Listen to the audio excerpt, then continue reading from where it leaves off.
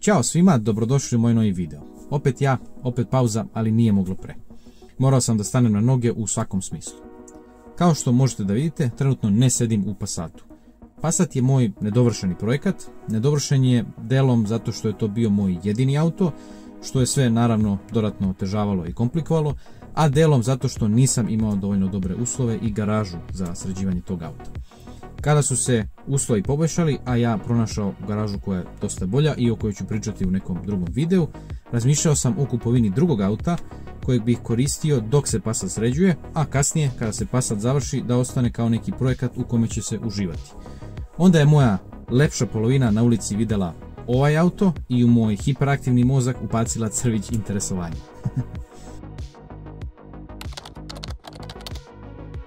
U pitanju je Peugeot 406 Coupe, dizajniran od strane legendarne Pininfarine, proizveden i sklapan u Italiji, ne u Francuskoj. Ako niste znali, nisam ni ja do skoro.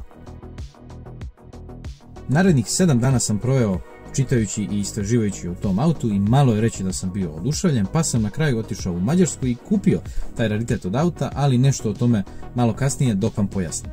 Klasična verzija Peugeota 406 iz kultnog filma Taxi je stvarno dobar auto, ali meni lično nikad nije bio nešto pretjerano interesantan, a za Coupe verziju iskreno nisam ni znao, verovatno zato što je nikad uživo nisam video. Pininfarina je zaista poznata po prelepom, prepoznatljivom dizajnu i 406 Coupe nije izuzetak. Auto je stvarno prelep i dosta drugačiji u odnosu na klasične modele. Sama linija auta više podsjeća na Ferrarija nego na Peugeota, što i ne čudi imajući u vidu šta je Pininfarina sve dizajnirala u prošlosti. I unutrašnjost auta je dosta drugačija, uz neke dodatne luksuzne detalje i dosta dodatne opreme, pogotovo od 2003. godine kada je nastupila restilizacija. Restilizovani model je imao nešto drugačiji prednji branik koji se nekome sviđa, nekome ne, meni lično se sviđa, i drugačiju unutrašnjost sa sivim lajstama i generalno dosta boljom dodatnom opremom. Postojale su i neke specijalne serije ovog auta, ali za više slika i informacija možete posjetiti moj sajt u opisu videa koji je trenutno u izradi.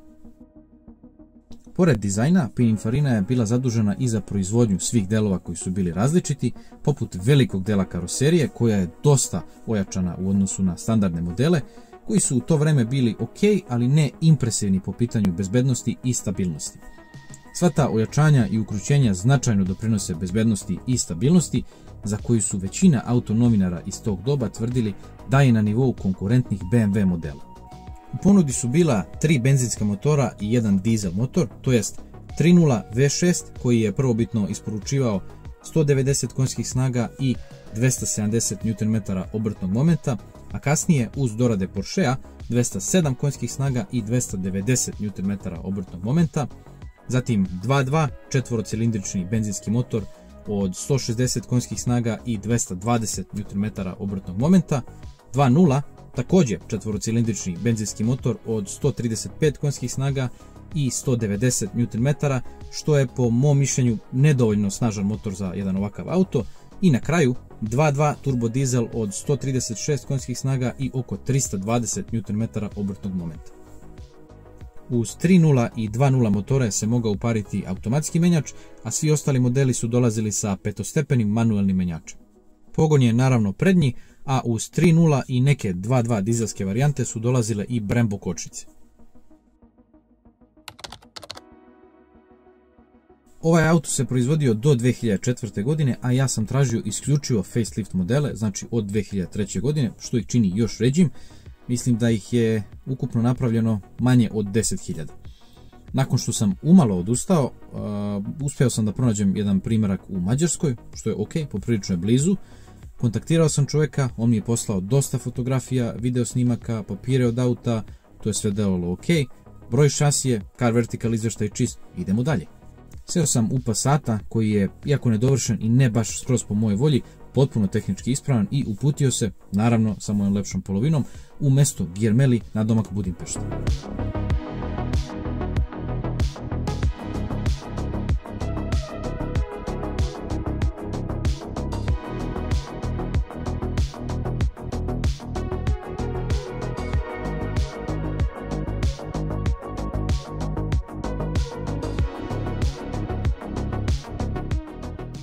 Krenuli smo uveče oko 12:30, tamo smo bili ujutru oko 7. Kako smo prilazili placu i vidjeli auto, odmah smo znali da je to, a objasnit ću i zašto. U pitanju je sivi 406 kupe iz 2003. godine sa 2.2 HDI dizel motorom od 136 konjskih snaga i pređenih 225.000 km. Htio sam da kupim i 2.2 ili 3.0 V6 benzinske varijante, ali jednostavno nisam mogao da ih nađem u odgovarajućem stanju i za neku cenu koja bi meni odgovarala. Auto je par mjeseci stajao na placu i eto, čekao je baš mene. Prethodni vlasnik ga je kupio za sebe, ali je u međuvremenu odustao pošto ima malo dete i nije baš mlad momak, a za ulazak u ovaj auto treba solidna kičma. Kada sam prvi put ugledao auto, pomislio sam da je u prvoj boji, ali sam tu misao nekako odbacio, ma nema šanse, star je 22 godine. Motor, iako je stajao par mjeseci, radi kao sat. Upravo sam prešao iz Passata sa 1.9 TDI motorom i stvarno sam se iznenadio koliko je HDI tih i uglađen. Cela karoserija je potpuno zdrava, bez nekih većih oštećenja, ako ne računamo sitne udarce od kamenčića i pukotinu na zadnjem braniku, ali dobro, to će se srediti. Auto je u maksimalnoj opremi. Prednji vazdušni jastuci, bočni vazdušni jastuci, naravno ABS i ESP, volan u kombinaciji glatke i perforirane kože sa tempomatom i komandama za muziku iza, prelepi kožni tapaciri sa aluminijumskim kvakama, prelepa, preudobna elektropodesiva, kožna Recaro sedišta sa memorijom i grejanjem, koja su, osim vozačevog, u odličnom stanju, a prekidači su, igrom slučaja, kao kod Ferrarija 456 GT. Centralna konzola presvučena u kožu, elektrosklopivi retrovizori također sa memorijom, fabričko JBL ozvučenje sa pojačalom i 2 velika subwoofera na zadnjoj polici koje je zaista fenomenalno, senzor za kišu, automatsko zatamnjivanje središnjeg retrovizora i naravno šiber. Evo, njega ću vam pokazati sad.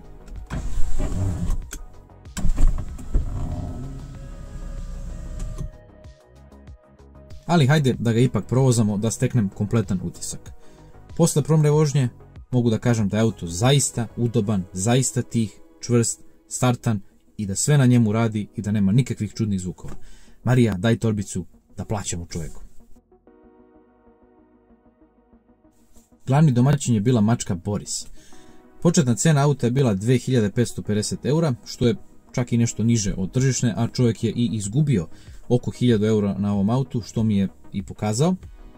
Cenu je spustio na 2300 eura, auto sam naravno kupio, a po dogovoru odmah sam kontaktirao špeditere kako bi mogli da spremaju papire za sutradan ujutru, da bi auto mogli da ocarinimo što pre. Što se tiče pitanja prevoza, auto nisam doteravao na točkovima, nego sam kontaktirao jednog momka iz moje okoline sa kojim sam se dogovorio da ukoliko kupim auto, na poziv dođe, natovarimo auto i dovezemo ga na prikolici do Srbije.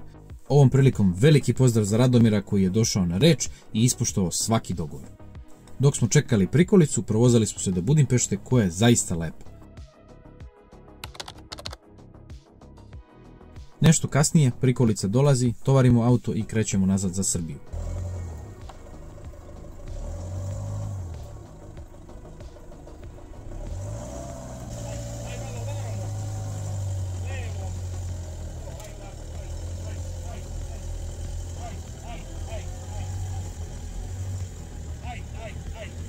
Na granici smo bili oko 11 uveče i tu smo ostali dobra 3 sata.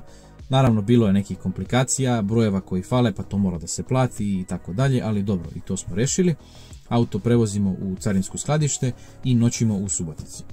Sutradan oko 3 popodne, svi papiri i carinjenje su bili završeni, cena usluge je bila samo 1150 eura, ali dobro, ovakav auto se ne viđa svaki dan, merak je. Usluga prevoza je koštala 1 euro po kilometru, odnosno to je izašlo oko 550 eura. Ovom prilikom još jednom velika pohvala za Radomira koji je bio i više nego pošten i zaslužio svaki euro preko.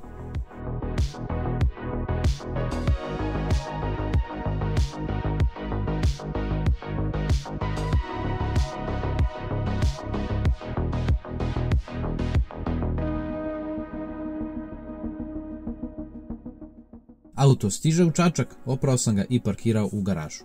Neko vreme se neće registrovati. Rado bi ga malo vozio na francuskim tablicama, ali nećemo da ljutimo organe reda. šalu na stranu, ne želim da ga registrujem još uvijek jer hoću da uradim sve što je neophodno kako bi on bio u maksimalno dobrom stanju, to jest veliki servis, mali servis, trap, kočnice, poliranje i da se srede neke sitnice poput vozačevog sedišta i tako dalje. Kad se sve sredi, verovatno neću izlaziti iz njega, pa ako me ne bude bilo neko vreme, znate šta je.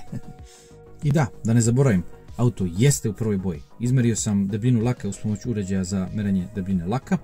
Nijedan zavrtanj na elementima karoserija nikad nije skidan, što znači da auto nikad nije imao nikakvu havariju. Odlično. Kada se ovaj auto završi, vraćamo se na Passata, sređujemo ga u boljim uslovima, sa više znanja, bolje nego ikad. Hvala na pažnji, vidimo se sljedeći put.